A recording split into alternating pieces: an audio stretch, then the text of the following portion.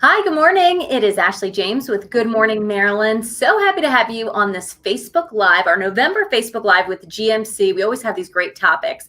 And today we have Jana Wolf back again. We love talking to her. She is the Director of Nutrition and a registered dietitian for the GBMC Comprehensive Obesity Management Program. And what we're talking about today is something I think we all can relate to. It is about holiday eating and holiday nutrition. And, I don't know about you guys, but I know that I feel like I pack on like a good 5 pounds at least over the holidays. I can't seem to stop myself from eating all the goodies on the table. So we're going to talk a lot about ways to avoid adding the weight around the holidays, some recipes, what's better, what's worse, and all that good stuff. So, hey, if you have any questions for Jana, write to us now. I'll ask her while we have her here. So this is a great time to get all our questions answered. So, hey, Jana, good morning. Hello. Thank you so much for having me on today. I'm so excited. Oh, first, we love talking to you. Okay, so I told you I feel like every holiday I put on like 5 to 10 pounds. That's how it feels. Mm-hmm. I'm not alone though, right? No, this is very typical. So study after study has shown that around this time, most people will gain about 5 pounds, just like you said. But that this time is a little bit different because it's this moment is the time that we kind of stick with those 5 pounds. And those are the 5 pounds that stay with us over the years. So if every year you're gaining another 5 pounds and just keeping it on, then that could be somewhat worrisome for our overall health. So I'm thinking, instead of making goals, because everyone makes a goal around the holidays to lose weight or whatever it might be, instead of making goals number-based, how about we make them action-based? Increasing our exercise, increasing our fruits and vegetables, practicing mindful eating, like slowing down and actually enjoying and savoring our food. Why can't we do more stuff like that? And then the numbers will follow. Yeah, mindful eating. I've heard a lot about that. And I've certainly caught myself just like shoving things in my mouth and taking a minute to be like, what did I just do? Like I did black out while I was eating. The blackout moments, right? Yeah. And I do think there's something behind this mindful eating. Talk about what that is. Right. So a mindful eating is the slowing down and getting in tune with our body and understanding our hunger signals and our satiety signals. So our fullness and satisfaction signals, like when we're eating. There are plenty of hunger scales online. If you just Googled like a hunger scale 0 to 10, you want to be somewhere between a 4 and a 7, which is like slightly hungry, feeling like you can eat, and 7, which is like, I'm good, I'm satisfied. And the only way to approach mindful eating is to have your breakfast, lunch, and dinner and to not save all your calories till the meal so that you're starving and famished by the time you get there. I mean, does this sound familiar? I know so many of my patients, they just save everything. They don't eat anything during the day, get to the meal, and all of a sudden, boom, they're overeating and they can't even think until you get your blood sugar back up. Yeah, it's so true. Do you think avoidance or moderation is better to keep you on track when it comes to not overindulging? Yeah, it's interesting. I think everyone's so different. So for some people, they're like, you know what, I'd rather just stay away from the desserts and that'll make me feel like I'm more on track and have a little bit more control. And then others really want to actually have a little bit here and there. And to me, in particular, and if you ask any other dietitian, we're going to say that moderation is the best approach, because when you restrict too much and you deny yourself the forbidden foods, then you get into something called the dieting cycle. And I know plenty of people that have been in the dieting cycle where you restrict, you feel bad, you oh my God, overeat at one point, and then all of a sudden you feel bad again, and then you start restricting, and it just goes into this cyclic pattern of restriction, overindulging, restriction, overindulging.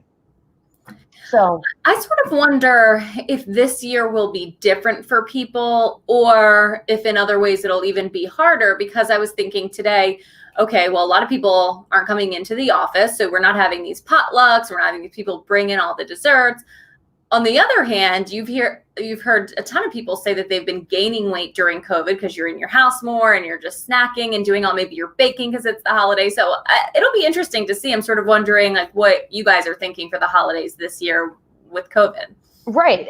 So what's Nice. And yeah, there's like two sides, of course, to everything. We can overindulge at our own home because we're like in the home all the time and there's the kitchen and blah, blah, blah. But we're not getting together for these big dinners potentially. So you can make actually smaller amounts for yourself and really pick and choose what you're in it for. For me, I'm always in it for the stuffing. That's what I always want. Right. And so I wouldn't really probably make the sweet potato with the melted marshmallow on top because that's not what I'm in it for. So maybe if it's a smaller gathering, then you could just make a couple of things, call it a day, and maybe do more of like, if you're doing a Zoom or something, do a recipe exchange. Eat with your family over Zoom. Maybe have like a shared photo album that you can look through photos together and, go through memories and why you're thankful for each other. I mean, there's no better time right now than to just talk about why we're thankful for anything, Yeah. and for our health in general. And then maybe really trying to practice that mindfulness, slowing down, staying hydrated, really savoring each bite, and having more of a balanced plate. So think of it this way. I always use the My Plate, like the My Plate map, if you will. Half of the plate is vegetables, non-starchy veggies. A fourth of it is a lean protein, and then the other fourth is whatever you kind of want. This is a good way to keep yourself full, to have a balanced meal, and to stop when you're actually satisfied. So just a couple of tips there for that. So we had some questions that were already sent in. Someone wanted to know, is there a better alcohol option for it? So alcohol is alcohol, but there are, of course, mixers that you would put into alcohol that are high in sugar. So instead of like a margarita mixer, maybe having one glass of wine or maybe some bubbly soda with like a splash of fruit juice and however much alcohol you wanted. I also have a 1-to-1 rule. Anytime you have one drink, you have at least one glass of water or sparkling seltzer, and that'll keep you hydrated. Also eat before you drink. So having a limit for yourself, like I'll have 2 drinks tonight, and making sure you follow the 1-to-1 rule and eating ahead of time will likely keep you feeling better the next day and keep you feeling better that night, so that you're not overindulging because, oops, I got too hungry, I didn't eat enough, and now I'm really super hungry from the alcohol. Mm-hmm. Is there one drink that's better for you than the other? I've always heard people talk like, oh, a tequila and soda is the best, or the low fat, or I don't know. Is there one that's really better, or no? All alcohol per gram is 7 calories. I mean, so it's the amount. Like we can have more beer for the same amount of alcohol and calories as like a small amount of like a shot of alcohol. It's honestly, I wouldn't say that one has more benefits than the other. Maybe a glass of red wine over like vodka for you might be a better choice, or having a clear liquor over a darker liquor might be a better choice for you. Or if you're gluten sensitive, maybe not having a full glass of beer would be better. But again, 1 gram of alcohol equals 7 calories. So it's pretty much similar across the board. So Jana, part of the fun of the holidays is trying out new recipes, baking new things. Is there a better source out there for us that can help us with finding healthier holiday recipes? That's still fun. Sure. Yeah, I always go to, I like Skinny Taste. They have like lower fat or lower calorie options. Also, just for general recipes, New York Times has excellent recipes, and just the basics of, if you want to learn how to cook something in general. Food Network, Tasty, and a really good resource for us as dietitians and for the general population is eatright.org. Eatright.org. Now, is Tasty the one that sometimes pops up on your Facebook, and they're really quick and pretty simple, right? Yes, that's why I like them. Okay. So I guess, we don't want to talk about going to a party right now because you might not, but you can still enjoy with the folks in your household. So if you, one day when we can go to a party and bring an appetizer, or if you're just cooking for the kids, can you tell us some go-to healthy appetizers? Well, there was one that my friend made recently that I absolutely loved, and she shared it with me. It was a zucchini fry with a with a yogurt dip. So the zucchini was just like cut thinly, and you bread it, and you can air fry it, or you could put it into the oven with some olive oil, and then they're more like fries, and you just dip them into a Greek yogurt dressing. Or like little mini turkey meatballs with some cranberries, and maybe like, almost like a take on the turkey with cranberry sauce.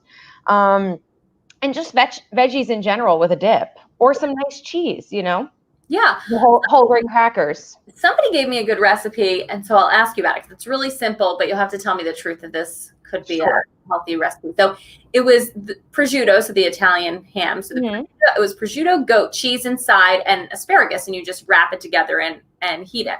What are your thoughts? So this is an interesting one because the goat cheese is high in saturated fat. The prosciutto is high in saturated fat. The asparagus, well, it's just asparagus. It's great for you. But if you're on a maybe lower, like a lower carbohydrate diet, this would be a really great option. If you're just having one or two, this would be a great option regardless. So again, with the mindfulness and eating, it's almost like everything can fit. It doesn't really matter what it is. Everything can fit. It's just the size and the amount. Gotcha. The puzzle piece. Yeah. Okay.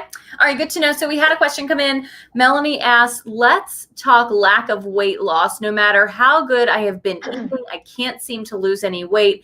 I've started walking daily, not eating late at night, and eating more healthy. Any other tips? Well, first off, see a dietitian. You can find dietitians on eatright.org in your area, and they can help you to really break down and peel the onion of why that might be happening. Is it something else, maybe something in your labs or something hormonally, or maybe just keeping consistent. Maybe we don't realize what we're eating all the time, and they can collect food logs from you. I would say keeping a food log is a great way to get data on yourself and just to see where you're at in terms of your calorie counts, fat counts, carb counts, protein.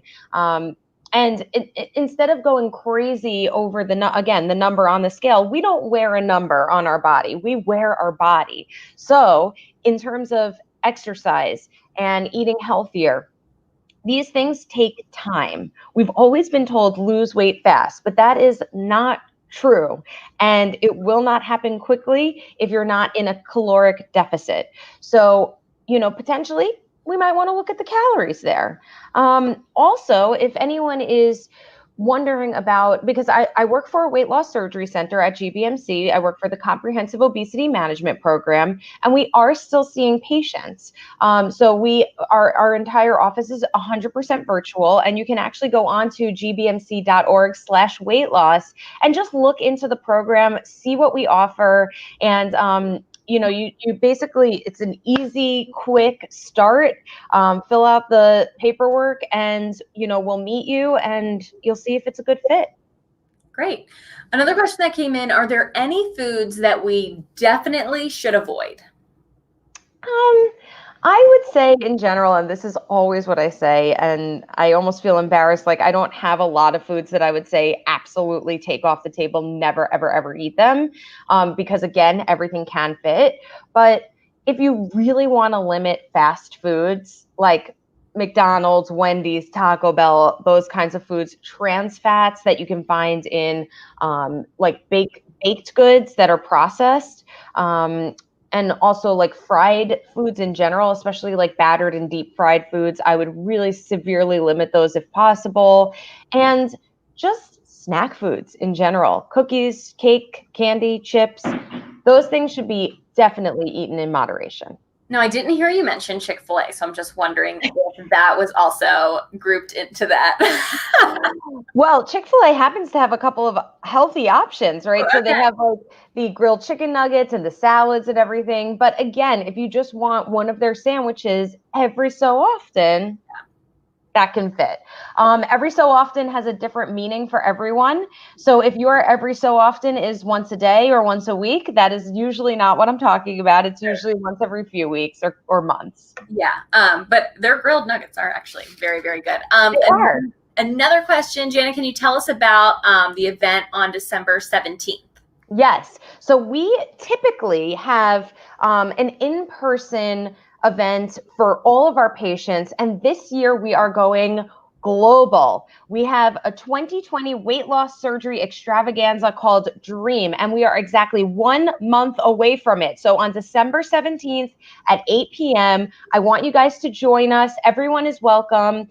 This is a celebration to honor weight loss surgery and our patients and everyone involved in the weight management field. So what you guys can do to get involved is just like the Facebook page 2020 Weight Loss Surgery Extravaganza Dream. It's right there. You can see it. And we will be engaging with patients. You're going to see before and after pictures, really awesome stories. And I'm going to have a group of other dietitians that are helping me out to answer questions and to engage participation. So I'm really excited about this. It's going to be different this year. That's an awesome event. All right. Well, thanks for sharing about that. So these are obviously some people who have gone through weight loss surgery, have worked with you guys, and talk a little bit about who best fits sort of the mold of like coming in and being a patient of yours, and when is the right time to seek professional help for losing weight? Absolutely. It's honestly a personal decision, but to qualify for weight loss surgery, you need to be at a 35 BMI or higher, usually with a comorbidity if you're from 35 to 40 BMI, or just a 40 BMI or over. If you have always had issues with overeating, overindulging, maybe loss of control with your eating, if you've really had trouble losing weight over the years, it's time. Or you can use it as a preventive measure. If you don't have diabetes, but you are overweight, then this might be a good time to get the weight loss surgery to prevent the further course of diabetes, especially if you have a comorbidity like hypertension, diabetes, sleep apnea. This would be an excellent choice. It's one of the number one ways to lose weight and to keep it off. As far as exercise goes, do we need something really intense during the day? I mean, what are some of the best exercises, or what do you recommend for people every day? Okay, great question, because we are in one of these societies where we're just sitting all day, right? Most of us. Some of us are on our feet all day, but a lot of us are just sitting. So even just getting up every half an hour, standing, doesn't matter. Even right now, we can all just stand up, and just move our body a little bit. And then at least having 150 to 300 minutes of good, intense workout every week is always, appropriate. And potentially that for you or for anyone else might look like a half an hour per day of just movement in general. It's always recommended to increase your heart rate for your cardio health, and to lift some weights for your muscular health. And lifting weights maybe 2 to 3 times a week is excellent for anyone that wants to increase their strength and improve their health overall. What have you been seeing in this COVID world we're living in? People are certainly spending more time at home, but that also comes a lot more distraction with the kids and virtual learning. Do you find that patients are having a harder time sort of getting that exercise in? Yes, this is probably the hardest time that I've seen for my own patients. A lot of people are having a little bit of weight gain to begin with, so that in and of itself is a deterrence from actually exercising, because you're like, oh gosh, it's happening again. But honestly, if you can find yourself a good app, or go onto YouTube and find some dance classes. I particularly like the Peloton app. That one has all different types of workouts. It doesn't matter if you have a bike or not. And then you have this awesome community. Anything with a community where they are telling you what to do and you don't have to think about it, that's going to be the best. And just getting yourself a little bit of equipment, like a yoga mat, a few weights to handle, and the only problem is if you're in, like, I'm in a row home and you have neighbors, and if you're jumping around, that's where it can get a little bit dicey, because then the fan's shaking downstairs. But if you find a time to do it where it's not going to bother anyone, that's really what you can set yourself up for success in terms of like having a routine, finding a similar time of day each day to do something, 30 minutes. Now, there are so many diets out there, and I know you've heard of all of them. There's probably too many. Is there one? I mean, do diets work for some people? or is it really just as simple as eating right, exercising, sort of Yeah. all as? I know like keto is a big one right now. I see a ton of people doing keto. You have, I guess, Weight Watchers out there still, all those types of things. Are they beneficial if they work? And like, how does that? Yeah. I mean, there's two ways to think of it. Is the definition of success for a diet to work immediately and to have you lose weight in a short period of time? Or is it to keep the weight off long term? That's the question. All diets work if you're in a calorie deficit, if you're increasing your protein, limiting your carbs, or vice versa. I mean, it doesn't matter how you reroute the macronutrients. If you're on a diet, it is likely going to work short term. The idea, though, is to not be on a diet short term, so you're not in this cycle of going up, down, up, down, up, down. The body does not like that. You want to be more consistent and do something where you can meet yourself in the middle, have a little bit of flexibility, but be consistent with it long term. So, if keto is not something that you can do long term, don't even start it, because then you're going to get into that shame-based cycle of, oh my goodness, I messed up. Now I'm going to eat what I want. Now I feel like I have to restrict again. No, this is not good. And this is what people make money off of. Mm-hmm. So anytime you go onto Instagram or social media or anything like that, and they're trying to sell you something for quicker weight loss, just be skeptical. Okay. Good advice. But then how do you actually eat? Having balanced meals throughout the day, managing your blood sugar throughout the day, and making sure that you're not taking out like big chunks of types of foods. I would say have your vegetables, have your lean proteins, have your whole grains or your starch, your healthier starches, and that can be a nice healthy plate for you. Obviously, it's so important to drink water, and we know that. But, I for the most part, do drink all water. But there are just days where I'm like, I need something other than water. And I never really know what is a good alternative. Obviously, you don't want to drink soda. But what are some drinks out there that you would recommend if you just need a break from water? Yeah, there's definitely like some stevia-based drinks or monk fruit-based drinks. Crystal Light Pure or True Lemon is a really good one. And those are sugar-free, or you could just do like some soda water with a splash of 100% fruit juice, or you could take actual 100% fruit juice and put them into little ice cubes and then throw them into your water with some other fruit if you want to. Those are some options that aren't really calorically dense, and they'll give you that sort of like spritz that you want. Very good. Well, Jana, it's always a pleasure to talk to you. I feel like we always learn so much and get great tips. So that event, there is a link to register on this feed. So you can see it there. And also we have it up on our screen more about the event in December. It's December 17th, correct? December 17th, exactly 1 month from now, 8 p.m. Go to the page, register and like the page and start interacting. Great. All right. Well, Jana, thank you so much. Have a great holiday. And hopefully, people will start looking at those recipes. I know I'll check them out. All the tips you gave us for places to find healthy recipes. Thank you so much, Ashley. It's always so much fun. I know. We love chatting with you. All right, Jana, thank you so much. And thank you guys for tuning in. GBMC is always great at answering questions. So if you have any questions after this aired live, you can always ask them on the post. And we will see you back here next month for our December Facebook Live. So thank you again. We'll see you next time.